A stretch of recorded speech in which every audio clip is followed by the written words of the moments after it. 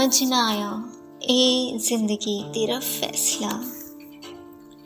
एक तरफ कहती है सब्र का फल मीठा होता है, और दूसरी तरफ कहती है वक्त किसी का इंतज़ार नहीं करता।